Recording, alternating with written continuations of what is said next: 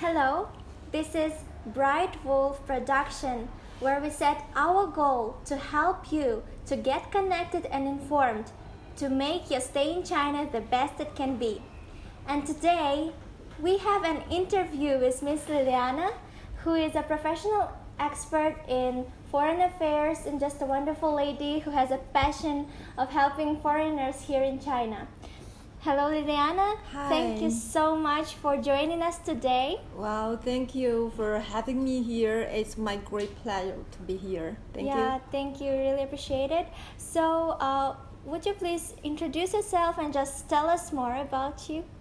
My name's Lilian in Chinese, and my English name is Lilian, and I work in Jiangsu Foreign Enterprise Service Center Co. Limited. And my company is working in this service provided for foreigners who worked in Nanjing or even in Jiangsu province for many years, more than 30 years. So we are quite professional with all these foreigner things, especially like commercial consulting and visa things. And now we things like nearly 3 years ago, we developed the new business, not business, just the opportunity to help and assist international students who study in Nanjing universities or colleges to apply for the work study permit to make sure they can work legally. So most of our jobs are related to HR service and the social, like social security and service for international students, like that. Wow, thank you so much. And just interesting to know, how did you start to work with foreign students? What has been that motivation, for you? Well, it's not only a motivation for me. I just work in this company, and actually it's a project from the government. Jiangsu is one of the famous province who is focused in culture, education, and all over our country. So Jiangsu government, like a couple of years ago, Jiangsu government had the intention to do this thing, which is to learn from developed countries that the international students can work legally. Because Jiangsu is so famous for the education environment. Yes. There are many foreign students and foreigners living here, and so this should be a very good opportunity for Jiangsu to develop if we can get good enough policy for these young students or young foreigners. And so the government started to realize this trial project things 3 years ago. And at that time, my company, as one of the professional company who served for different foreigners for so many years, and we were tested by different administrative departments to get the chance to work as the platform to help international students to apply for this kind of work student visa. And that's our fortune. But in the meantime, we are professionals, so we have the ability to serve all these young students. And the truth proves that we are doing well now. Wow, that's so great.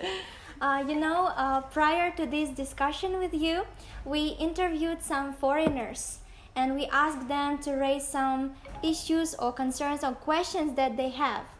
And all of the foreign students, they expressed their gratitude to Chinese government for a great opportunity that they offer to foreigners to study here. One of the problems that a lot of foreigners face is the fact that even though they might have partial or even full scholarship, there are still some expenditures that they need to cover, like food and other daily necessities. So some foreign students, they have raised the question, how exactly what you said about, is there any legal work, legal opportunity to work? That's right. And what would you advise to these students that face a similar situation? In fact, the only sentence I want to say for international students who study here, to work legally. Yeah, that's my only advice, because everyone, I guess, every one of you know that in Nanjing City, the government is controlling quite strict in this field. On one side, to protect the students' profit. If you work illegally outside, nobody knows, and maybe you will be cheated. You will be, sometimes maybe the boss won't pay for the salary, and sometimes you can't be protected by some legal, how to say, it's hard for students to fight for their own profits, because there's no law or no regulations, no rules to protect when they are working illegally. And the police is inspecting so frequently. And in any case, any student are caught by the police, it will affect directly his future in China if he or she wants to stay in China in future, especially to work in China. If the student is blacklisted, that means it's hopeless to continue to work here. Mm-hmm. I guess most of the young students are interested to work here maybe, or stay here for at least a couple of years more. So just to be honest, just try to work legally. Try to work legally. Yeah. Mm-hmm. So you mentioned importance of working legally in China. Yeah. So what are some ways for students to work legally in China? Now we can't say in China.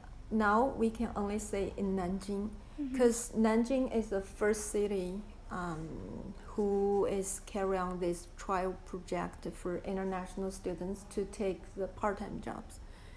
And like 3 years ago or 2.5 years ago, we started to carry on this project. At that time, Jiangsu province got this final chance to carry on the trial projects both in Nanjing and Suzhou. However, the student source in Suzhou is not that much like in Nanjing. Nanjing, we have many universities and colleges, so we have many students here. Suzhou, comparatively, they don't have so many students there. So, like half a year later, and they stopped this project. At that time, Nanjing was until now is the only city who have authority approved the right to help students to work legally and widely in wide range. Mm-hmm. And as per my knowledge, in Beijing or Shanghai or even Guangzhou, there are few chances for international students, but that relationship is only between universities and enterprises or companies directly. Some of the universities, they have some special requirements or strong connection with the enterprise. Mm-hmm. So they applied for the chances to help their students to work in the companies, but the quantity is very small. Mm-hmm. And only in Nanjing City we can assist students to apply for this permit, as long as the students can get approval from their teachers, their schools, and they work in companies or work for employers in Nanjing. So that means the students, international students who are studying in Nanjing are quite lucky to owe That's this, right. owe this chance, because we can't say it's a law right now based on the regulation. Almost every student can have the chance to work legally. That is a great opportunity for foreign students Yeah. to solve this problem that many foreigners face here. Yes. Another question that has been raised by some foreign students here in Nanjing is every student eligible of getting this kind of work-study visa, or there are some kind of requirements and criteria that they should account as they are applying for this kind of visa? Yeah.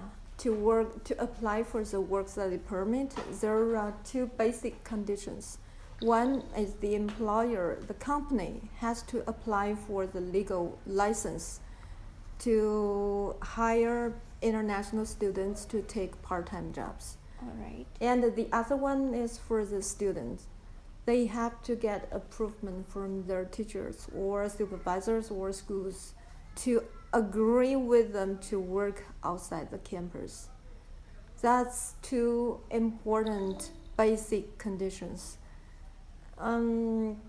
Most of the students, I guess most of the international students, they want to work outside, to take some part-time jobs. On one hand, they can experience the social life in China, local life in China. Mm-hmm. On the other hand, they can earn some money. That's a really good chance. However, if in different universities, the rules are different, but mostly it's related to the GPA, attendance, and the performance in the university. Well, if all these are not good enough, the teachers won't allow the students to work outside, then the student has no chance. I see. So In a word, a good student has more chances. that's right. And foreign students should be really conscious that they apply to a company that has that kind of license. That's right. Yes, okay. Also, another question that has been raised is amount of hours that are legal for a foreign student under work-study permit. Following to the rules from immigration office, international students can work 20 hours per week at the most, no more than 20 hours, and no more than 80 hours per month. That's the limitation.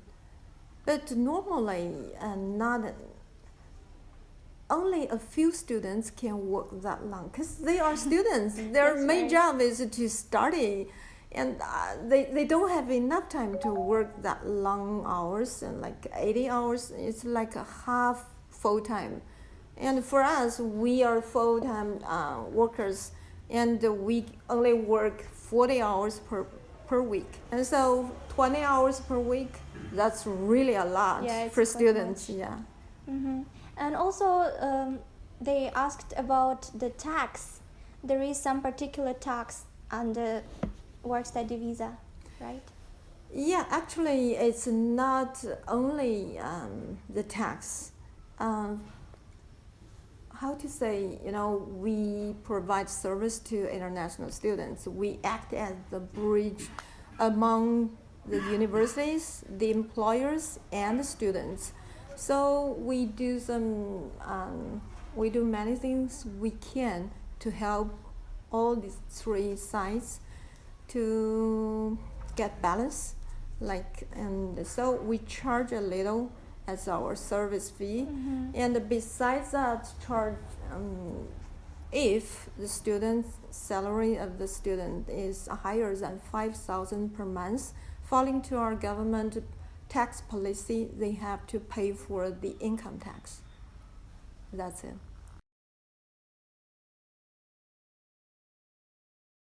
Five-year talent visa, which is a very new kind of about companies and places where they can apply for a job? To tell you is that the breaking information for, especially for students,